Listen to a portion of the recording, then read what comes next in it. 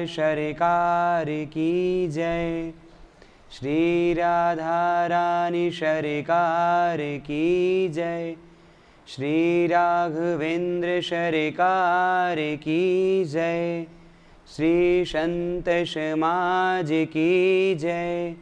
श्री भक्त और भगवान की जय। ओम स्वस्ति श्री गणेशाय नमः। ओम स्वस्ति श्री राधा कृष्ण चरण कमलेभ्यो नमः। ओम स्वस्ति श्री सतगुरुदेव चरण कमलेभ्यो नमः। ओम स्वस्ति श्री मातृपितृचरण कमलेभ्यो नमः। ओम स्वस्ति श्री कुलदेवताभ्यो नमः। लंबोदरं परमसुन्दरमेकदन्तं रक्ताम्बरं त्रिनयनं परमं पवित्रम् उदयदिवाकरकरोज्ज्वलकायकान्तं विघ्नेश्वरं सकलविघ्नहरं नमामि। गवामि तीर्थे वसति है गंगा पुष्टिस्तथा तद्रजसि प्रवृद्धा। लक्ष्मीकरीषे प्रणतौ च धर्मस्य तासां प्रणामं सततं च कुर्यात्। जय जय श्री राधारमण जय जय नवल किशोर। जय गोपी चित्तचोर प्रभु जय जय माखन चोर। राधे मेरी स्वामिनी मैं राधे जुको दास। जन्म जन्म मोहि दीजियो श्री वृंदावन को वास। राधे मेरी मातु है पिता मोरे घनश्याम।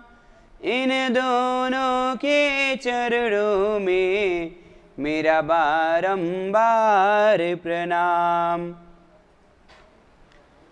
सिया राम मैं सब जग जानी करहूँ प्रणाम जोरी जुग पानी। हरे रामा राम राम हरे हरे। हरे कृष्णा कृष्ण कृष्ण हरे हरे।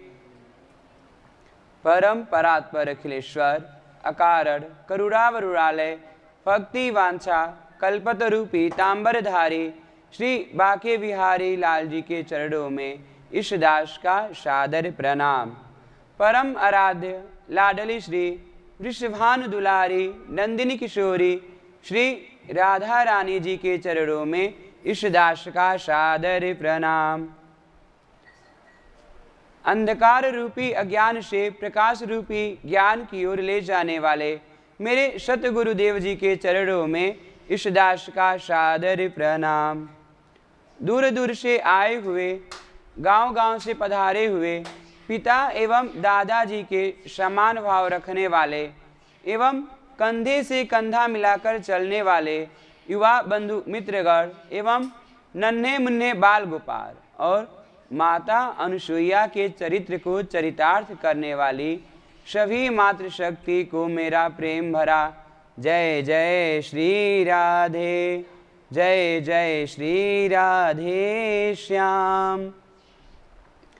बंधुओं, आज की कथा में प्रवेश करते हैं। यह श्रीमद् भागवत महापुराण के महात्म्य के प्रथम श्लोक पे आज हम प्रसंग पर प्रकाश डालते हैं। सच्चिदानंद रूपाय विश्वोत्पत्त्यादि हेतवे तापत्रय विनाशाय श्री कृष्णाय वयं नुमः। भाई मेरे, ये भागवत के महात्म्य का प्रथम श्लोक है। भागवत जी में 3 चीज़ों का वर्णन किया गया है। पहला एक भगवान की क्रिया का, दूसरा भगवान की कृपा का, और तीसरा भगवान दिखते कैसे हैं। आपको बताएं, इस श्लोक के अंदर ही भगवान का सारा बायोडाटा का वर्णन किया गया है। भगवान दिखते कैसे हैं और भगवान का स्वरूप कैसा है।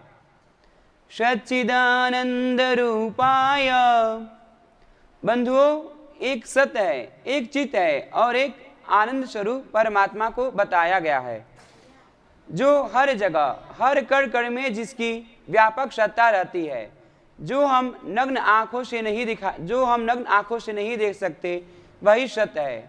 और वही सत्य जब चित्त बनता है तो कभी राम बन के, कभी कृष्ण बन के, कभी वाराह बनता है। तो वही जब अलग अलग अवतारों में आता है तब वह चित्त कहलाता है, और जब वही सत्य शक्ति के रूप में आता है तब वह चित्त कहलाता है। या देवी सर्वभूतेषु चित्तिरूपेण संस्थिता, नमस्तस्यै नमस्तस्यै नमस्तस्यै नमो नमः। जब वही परमात्मा देवी के रूप में आता है तो चित्ती कहलाता है। बंधुओं, अब हम लोग आनंद स्वरूप के बारे में जानेंगे कि परमात्मा का आनंद स्वरूप कैसा है। जब हम भगवान की कथा श्रवण करते हैं और भजन कीर्तन संकीर्तन करते हैं तो उससे जो हमारे हृदय में आनंद की प्राप्ति होती है, वही परमात्मा का आनंद स्वरूप बताया गया है। इस विषय में गोस्वामी तुलसीदास जी रामचरितमानस में कहते हैं कि सत्य कहिए जो विमसे नाही, चित चैतन्य सकल घट माही, आनंद घट घट करे आनंदा, ताको नाम सच्चिदानंदा। अब भगवान की क्रिया का वर्णन करते हैं कि भगवान कौन सी क्रिया करते हैं। विश्वोत्पत्त्यादि हेतवे, विश्व की उत्पत्ति, पालन और संहार, ये सब भगवान की ही क्रिया है जो भगवान नित्य प्रतिदिन करते रहते हैं। बंधुओं, जैसे एक किसान खेत में बुवाई करता है तो वह ब्रह्मा जी का कार्य करता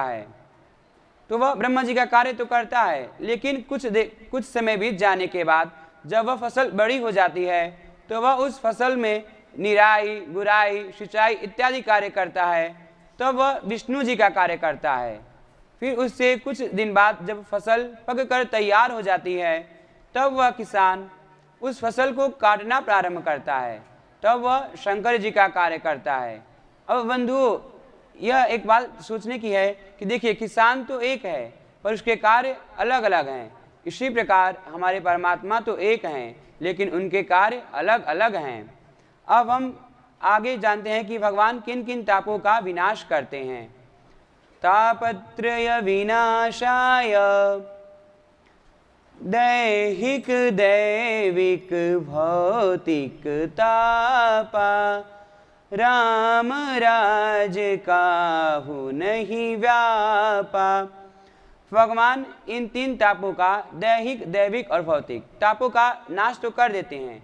भगवान इन तीनों तापों का नाश करने के बाद अपनी अनवरत कृपा सभी पर बरसाते हैं। इस संसार में ऐसा कोई भी प्राणी नहीं होगा जिस पर भगवान की अनवरत कृपा न बरस रही हो। लेकिन हम अनुभव कहाँ कर पाते हैं? हमारे अनुभव में तो कमी रह जाती है। जैसे बरसात हो रही है तो हम बाहर निकलते हैं तो छतरी लेकर निकलते हैं, तो जब हम छतरी लेकर बाहर निकलेंगे तो हमें ये कैसे पता चलेगा कि बरसात हो रही है या नहीं हो रही है। उसी प्रकार भगवान सभी जीवों पर अपनी अनवरत कृपा तो बरसाते रहते हैं, लेकिन हमें अनुभव नहीं हो पाती। अब सोचने वाली ये बात है कि हमें अनुभव क्यों नहीं होती। हमें अनुभव इसलिए नहीं होती क्योंकि हमारे ऊपर तो अभिमान रूपी छतरी लगी हुई है। जब तक हम इस अभिमान रूपी छतरी को हटाएंगे नहीं, तब तक हमें भगवान की अनवरत कृपा के बारे में पता नहीं चलेगा। भगवान अपनी कृपा तो करते रहते हैं, लेकिन कमी हमारे में ही रह जाती है। हम उनकी कृपा को नहीं समझ पाते हैं, उनकी कृपा को हम अनुभव नहीं कर पाते हैं। उनकी कृपा में कोई कमी तो नहीं, उनकी करुणा में कोई कमी तो नहीं, पात्रता में हमारी कमी रह गई, उनकी क्षमता में कोई कमी तो नहीं, उनकी ममता में कोई कमी तो नहीं, उदारता में हमारी कमी रह गई। बंधु, हमारे जीवन में हमारी ही कमी रह जाती है, उनके अंदर तो कोई कमी है ही नहीं। भगवान की ममता में कोई कमी नहीं है, भगवान की करुणा में भी कोई कमी नहीं है, कमी तो हमारे अंदर ही रह जाती है।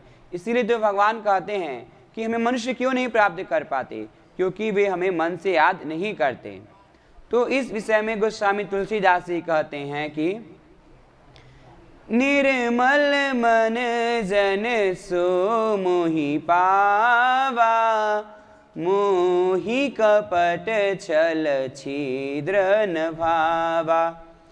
जिसके मन में मैल ही मैल भरा रहता है, उसको भगवान कभी भी नहीं मिल सकते। भगवान कहते हैं कि जिसका मन पवित्र होता है, हम उसी को प्राप्त होते हैं।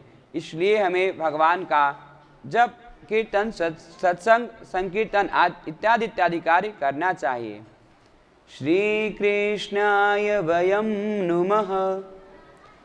भगवान को हम सब प्रणाम करते हैं, तो व्याकरण के हिसाब से यह बहुवचन की संज्ञा है, क्योंकि केवल वक्ता ही भगवान को प्रणाम नहीं करते। वयम का मतलब हम सब भगवान को प्रणाम करते हैं। केवल श्रोता ही भगवान की कथा श्रवण करके अपने कर्णों को पवित्र नहीं करते, वक्ता भी भगवान की कथा कह के अपने मुखार बिंदु को पवित्र करते हैं, क्योंकि हरि की कथा में कहीं कोई भेदभाव नहीं किया गया है। तुलसीदास जी रामचरितमानस में लिखते हैं कि श्रोता वक्ता ज्ञान निधि, कथा राम की गुर।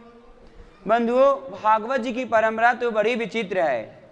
आप लोगों ने अक्सर देखा होगा कि कहीं पर कथा होती है तो जो वक्ता होते हैं वे सभी को आशीर्वाद देते हैं, लेकिन यहाँ पर तो जो श्रोता है वही वक्ता को आशीर्वाद देते हैं।